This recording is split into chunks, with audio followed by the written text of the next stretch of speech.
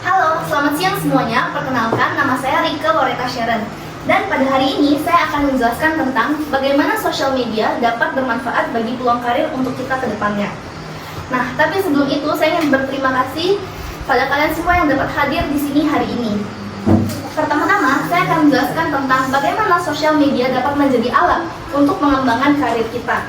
Karena seperti yang kita ketahui, banyak sekali di zaman sekarang orang-orang yang memulai karir mereka dari sosial media. Misalnya, ibu-ibu rumah tangga yang mulai memposting konten-konten seputar hobi-hobi atau keseharian mereka di media sosial. Dan dari sana, mereka dapat berkembang menjadi influencer, food content creator, atau bahkan memulai bisnis mereka sendiri dari sosial media. Selain untuk membuat konten, sosial media juga bisa dimanfaatkan untuk mempromosikan bisnis atau dagangan, atau dijadikan portofolio. Misalnya, kita memiliki hobi desain atau hobi memotret. Lalu itu bisa kita sharing di sosial media agar orang-orang dapat melihat potensi kita tanpa perlu bertemu dengan kita secara langsung. Keren sekali kan? Itulah manfaat dari sosial media. Nah, setelah mengetahui manfaat dari sosial media, perlu kita ketahui kesalahan-kesalahan dalam sosial media yang dapat menghambat peluang karir kita. Siapa di sini yang punya sosial media tapi jarang posting? Atau sosial medianya kosong gitu? Tuh, ternyata masih banyak banget ya.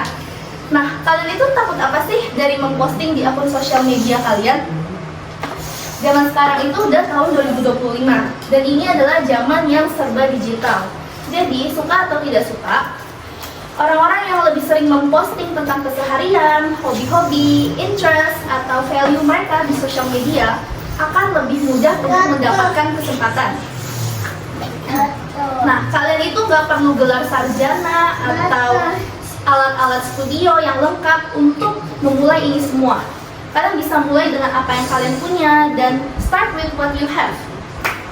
Kalian bisa memulai konten-konten dan jangan takut jika konten kalian itu awalnya masih belum ramai, kayak belum banyak likes-nya atau belum banyak yang nonton. Itu nggak apa-apa banget, asalkan kalian tetap konsisten dan tetap mau terus berusaha. Karena kita kan nggak akan pernah tahu video mana yang bakalan glowing atau FYP. Jadi kalian jangan perlu mikirin pikiran orang lain dan jangan takut untuk kalian kontennya bakal sepi atau apapun itu. Selama konten kalian itu positif dan tidak mengandung kebencian, just go for it. Kalian post aja sebanyak-banyaknya.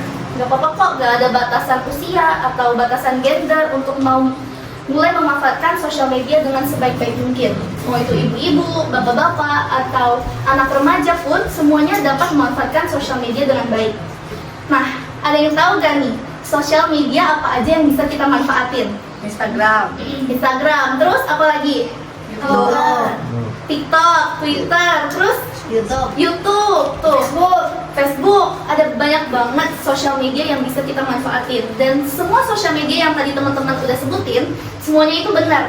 Kita bisa manfaatin Instagram atau TikTok untuk yang lebih suka membuat konten-konten singkat dan berdurasi pendek.